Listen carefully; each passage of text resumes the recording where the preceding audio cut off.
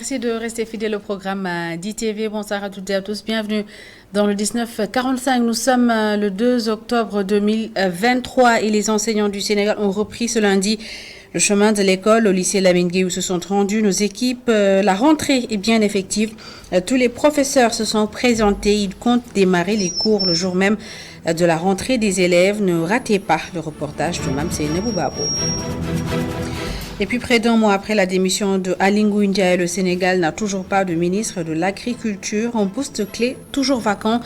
Dans ce journal, les Sénégalais s'interrogent sur la nécessité et l'urgence d'un réaménagement ou d'un remaniement ministériel.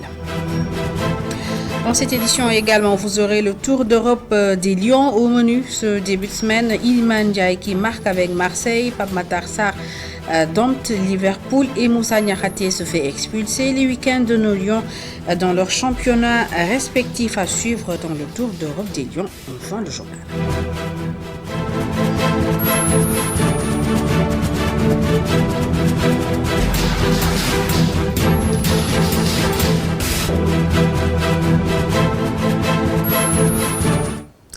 Bienvenue à toutes et à tous. Ce 2 octobre marque la fin des vacances pour les enseignants. Ils ont repris le chemin de l'école au lycée Lamine Gueye, par exemple. La rentrée est bien effective. Les professeurs se sont présentés et disent être prêts pour bien démarrer l'année scolaire. Et pour ce qui est de la rentrée des élèves, toutes les conditions sont réunies pour appliquer le slogan Ubitay Djangutay et débuter les cours dès le premier jour de la rentrée. C'est un reportage de Mme Seynabou Babo. Après 3 mois de vacances, les enseignants se retrouvent ce matin au lycée Lamine Gueye. L'ambiance est au rendez-vous. Dans le hall du lycée, une trentaine de chaises, les professeurs se mettent au travail. Selon Marem Bafal, proviseur de l'établissement, la rentrée est effective. Les collègues sont déjà là et nous avons prévu l'amphi de rentrée qui nous permettra donc de faire l'évaluation avec les enseignants de l'année passée, des résultats de l'année précédente et éventuellement dégager les grandes perspectives pour cette année. Les conditions sont réunies. Le matériel pédagogique est là. Les enseignants sont dans les dispositions pour démarrer. Adam Abba, professeur de philosophie, renseigne que les enseignants sont fin prêts pour matérialiser le Ubitay Djangutay. Pour le moment, tout se passe bien, quoi. Et je pense qu'on est prêt pour commencer le travail d'ici là, quoi. Si, au niveau du lycée Lamine Gueye, les collègues sont prêts, n'est-ce pas, pour que le Ubitay Djangutay soit une réalité. Mais les élèves, comme vous le savez, c'est difficile de les faire venir et qu'ils puissent assister aux enseignements apprentissages pour que ce Ubitay Djangutay-là soit une réalité. L'année scolaire risque peut-être de connaître quelques perturbations dues aux échéances électorales. Jean-Baptiste Seck a des craintes. Il lance un appel à ses collègues. Un appel au patriotisme, un appel donc à l'amour en tout cas de la patrie, un appel à un esprit citoyen. C'est-à-dire c'est de faire correctement notre devoir tel que nous le recommande la déontologie et que s'il faut aller voter, qu'on aille aux urnes voter. La joie et le bonheur se lient dans le visage des enseignants qui ont repris le chemin de l'école aujourd'hui. Toutes les conditions sont réunies afin de bien commencer les cours.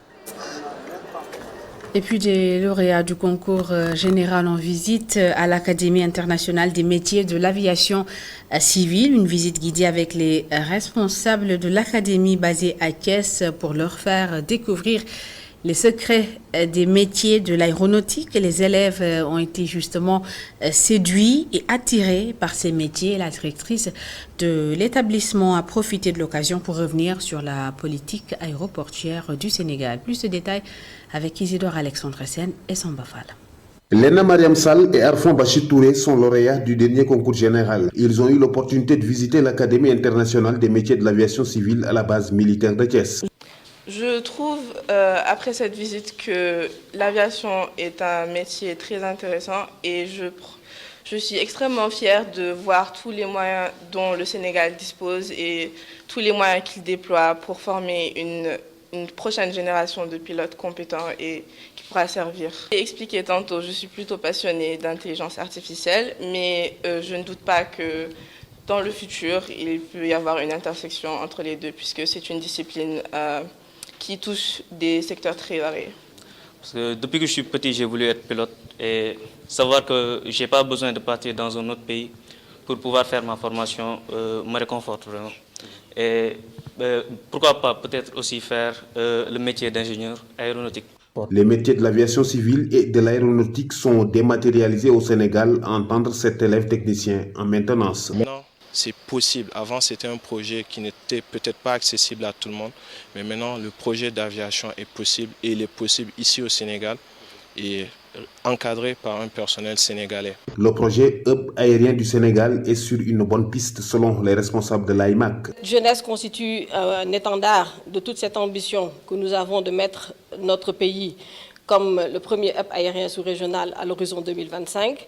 L'État du Sénégal, à travers AIBD SA, a déjà investi des montants très importants dans la réalisation d'un programme d'infrastructure et d'équipements de dernière génération. Tout cela, ça s'inscrit quand même dans une vision, la vision de faire du Sénégal un hub aérien avec la construction d'infrastructures aéroportuaires, et également la création d'une compagnie nationale, un centre de maintenance, mais chose importante. 55 pilotes et techniciens vont être opérationnels, mais d'abord pour résorber le gap d'Air Sénégal, avant d'intégrer le marché sous-régional et international.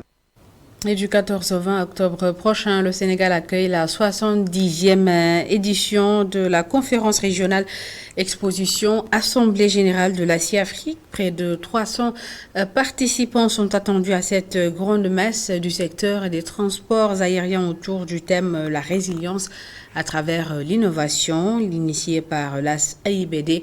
La rencontre devrait permettre de relancer le secteur des transports aériens au Sénégal. Explication, Nyanya Dioufnian. C'est l'aube d'une nouvelle ère qui s'ouvre pour l'aéronautique civile sénégalaise. Le Sénégal est en train d'asseoir sa position en tant qu'acteur majeur du transport aérien et de l'industrie aéronautique. Que ce soit dans le transport aérien, que ce soit dans d'autres secteurs, le Sénégal est en train de jouer un rôle de premier plan. Avec les résultats importants qui ont été obtenus avec le plan Sénégal émergent, aujourd'hui le Sénégal quand même joue un rôle de leader. Et comme vous le savez, dans le PSE, il y a des objectifs qui ont été fixés pour faire du Sénégal un leader, en tout cas au moins au niveau de l'Afrique de l'Ouest. La conférence vient à son heure et va permettre une mise en place des stratégies afin de prévenir tout événement à effet négatif sur l'économie. Permettre en tout cas aux sociétés qui sont actives dans le transport aérien au Sénégal de discuter avec leurs homologues africains, de partager leur expérience et aussi de trouver les voies et moyens d'assurer dans l'avenir plus de résilience en cas de choc exogène comme ce qui s'est passé avec la pandémie Covid-19. L'aspect sécuritaire n'est pas laissé en rade par le gouvernement sénégalais. Le gouvernement du Sénégal a beaucoup investi dans la sécurité, que ce soit avec les forces armées, que ce soit avec les forces de défense et de sécurité. Et beaucoup d'investissements ont été faits pour assurer de façon globale la sécurité du Sénégal et en particulier la sécurité au niveau de nos aéroports. De ce point de vue, je pense que les Sénégalais peuvent être rassurés. Toutes les dispositions ont été prises pour que la sécurité puisse être garantie dans nos aéroports. Le cours de l'histoire aéroportuaire du Sénégal est en train de changer pour toute la sous-région, malgré les perturbations connues durant la période Covid-19. Je vous lisais dans les titres, près d'un mois après la démission d'Aly Ngouille Ndiaye, le Sénégal n'a toujours pas de ministre de l'Agriculture, un poste clé du gouvernement toujours vacant, ce qui pousse certains Sénégalais à s'interroger sur la nécessité et l'urgence d'un réaménagement ou d'un remaniement ministériel. L'illustration dans ce reportage d'Abdourahmane Ly. À défaut d'un remaniement, Amadouba doit rendre les portefeuilles ministériels qui lui ont été confiés. C'est du moins l'appréciation de Véronique Sarr. Pour cette comptable à la Poste, cela pourrait même lui rendre service. Ah oui. Si c'était moi, j'allais le faire. Parce que être candidat à la présidentielle, c'est pas chose aisée, hein, et c'est pas facile. Est-ce que Amadouba est connu du grand public comme d'autres ministres?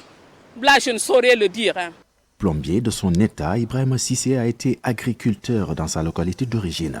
Une terre aride lui impose un déplacement dans la capitale. Pour lui, la responsabilité de l'État est engagée. Nous avons perdu 90% des terres que nous cultivions. Aujourd'hui, données gratuitement à des promoteurs immobiliers. Tout ce qui nous reste comme terre est improductif. Aujourd'hui, nous avons plus que jamais besoin de l'accompagnement de l'État. Un secteur qui ne mérite pas, je cite, ce triste sort au grand désarroi des populations en cette période d'hivernage. Ce ministère-là ne devrait pas être vacant. Par exemple, si c'était en Europe ou aux États-Unis, parce que l'élevage, l'agriculture, c'est tout pour un pays. L'agriculture, c'est un secteur qui est très important. On ne doit pas badiner avec. Alioune Badara Diop dit avoir une explication à ce qu'il qualifie de manquement de la part de l'État du Sénégal, au premier chef le président Macky Sall. Cela montre juste que Macky Sall nous a tourné le dos depuis bien longtemps. On pourrait même dire que les Sénégalais l'exaspèrent. En réalité, Macky Sall avait bel et bien l'intention de faire un troisième mandat. Actuellement, il joue le tout pour se maintenir et on sait très bien que c'est impossible.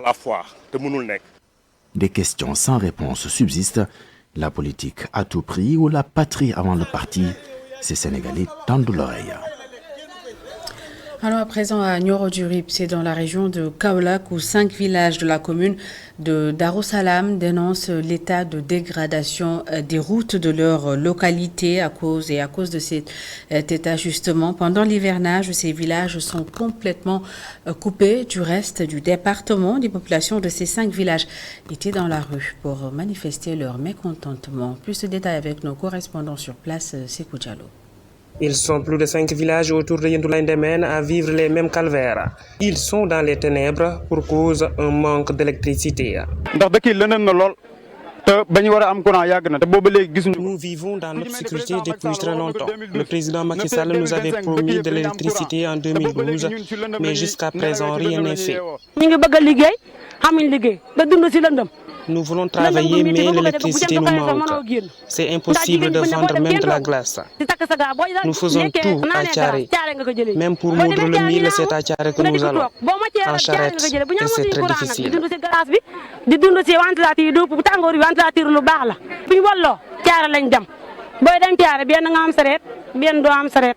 coono yi metti nga dundee ba balaa nga am looy wal di ko togg moto dëbb yi dañuy soob si gën yi dëbb lampe pétrole yi dañuy taal sondeel yaa xam kenn nga gis moom la ñuy taal loolu yëpp ñàkk courant moo ko waral bu ñu amoon courant yooyu def na fi jeex. Ces villages de la commune de Darussalam deviennent inaccessibles en période d'hivernage.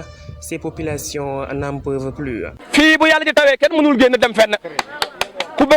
C'est impossible de sortir du village en saison des pluies.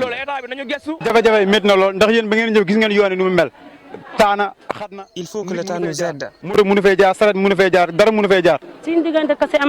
Si toutes les routes sont impraticables, l'accès à ces villages est très difficile. Nous demandons des routes goudronnées. Presque pas d'infrastructures sanitaires dans la zone. La case de santé améliorée de Kër Serigne Omar Touré est plus malade que les patients.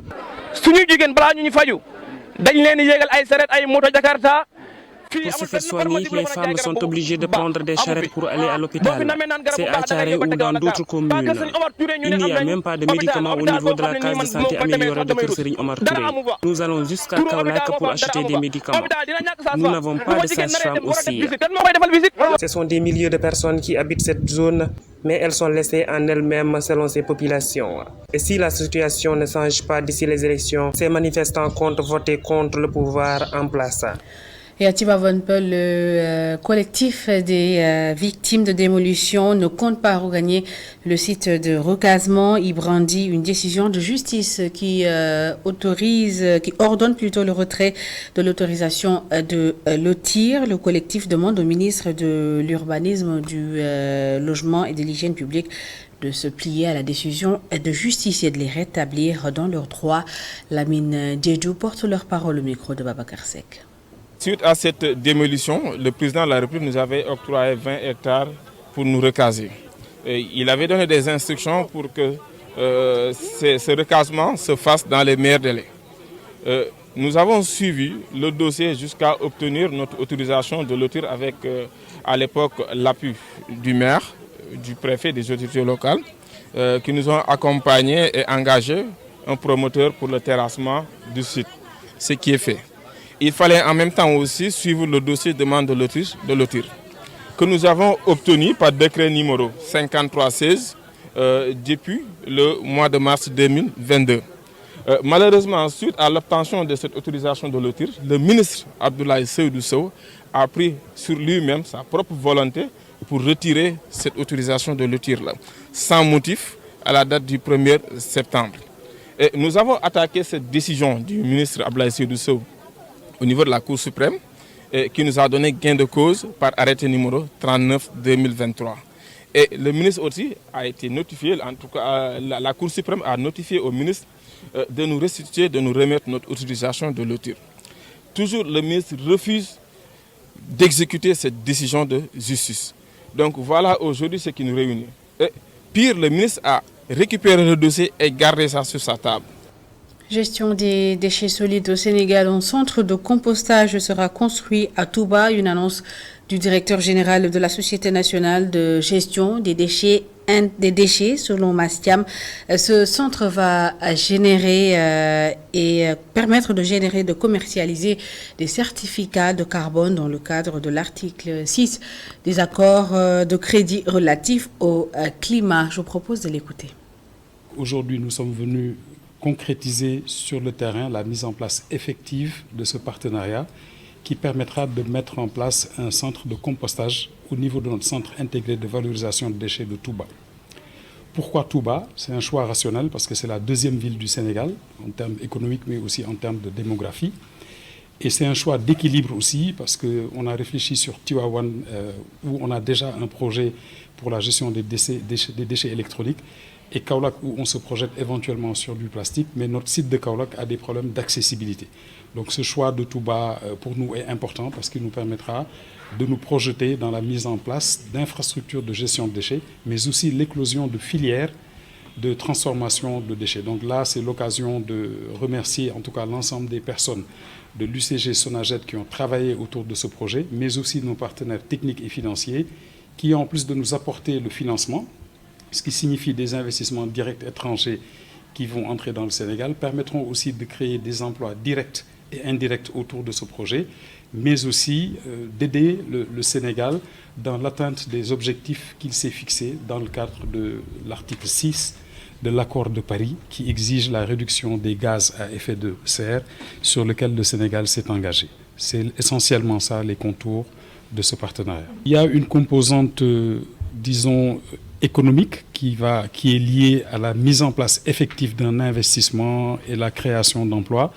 Mais derrière aussi, il y a un aspect de finance climatique parce que cet investissement-là va réduire l'empreinte du Sénégal en termes de gaz à effet de serre et donc nous permettre de profiter de certificats de carbone qui seront monétisés sur le marché international avec un système de profit sharing avec notre partenaire, 50% pour le Sénégal, 50% pour le partenaire. Mais mieux, 15% aussi de la rentabilité de ce projet sera investi au niveau des communautés environnantes qui seront touchées par le projet.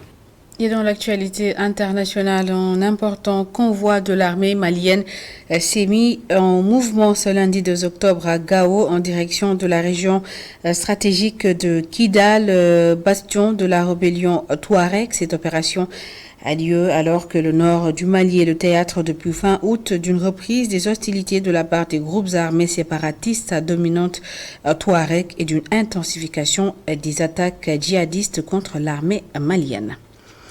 Au Niger, justement, le Niger accepte une médiation algérienne. Jusqu'à l'annonce algérienne, les généraux au pouvoir à Niamey n'avaient pas réagi aux propositions de période de transition limitée dans le temps qui leur avaient été faites. Mais ce lundi, le ministère algérien des Affaires étrangères a annoncé que le Niger a finalement accepté la médiation de l'Algérie pour une transition de 6 mois. Alger a estimé que l'acceptation de l'initiative algérienne conforte l'option de la solution politique à cette crise et ouvre la voie à la réunion des conditions devant permettre de la surmonter pacifiquement dans l'intérêt du Niger et de l'ensemble de la région. Un mot de sport à présent. Iliman Ndiaye a enfin marqué avec Marseille et même délivré une passe décisive malgré la défaite face à Monaco en Angleterre. Papa Matar Sarr dont Liverpool et Moussa Niakhaté se fait expulser. En Espagne, le jeune Hassan Diao marque son deuxième but en une semaine avec Betis et Pape Matar Gueye, son quatrième dans le championnat belge. Le Tour d'Europe des Lions, c'est avec Cheikh Diop.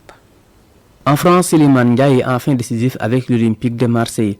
Titulaire de même qu'Ismaël Jacob, il a marqué son premier but et délivré une passe décisive avec l'OM malgré la défaite 3-2 face à Monaco.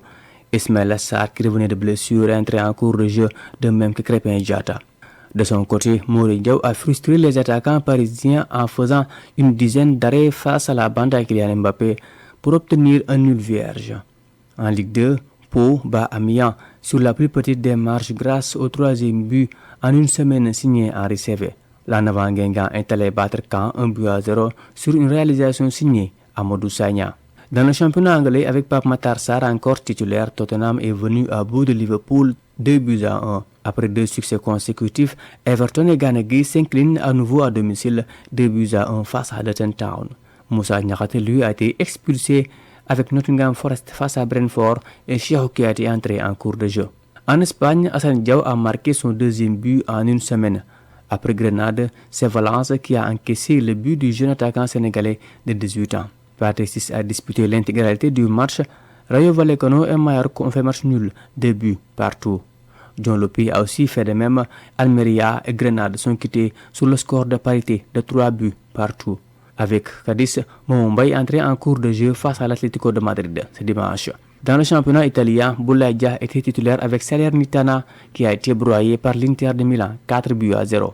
En Belgique, pour finir, Molenbeek et la Gantoise ont fait match nul 1 but partout grâce au 4e but de la saison de Pape Matar Gueye. De l'autre côté, Noah Fadiga était aussi titulaire. Cher Diop, merci, c'est la fin de cette édition. Merci à toutes et à tous de l'avoir suivi. Merci de votre fidélité. L'information continue sur notre site internet media.sn. Bonne suite des programmes.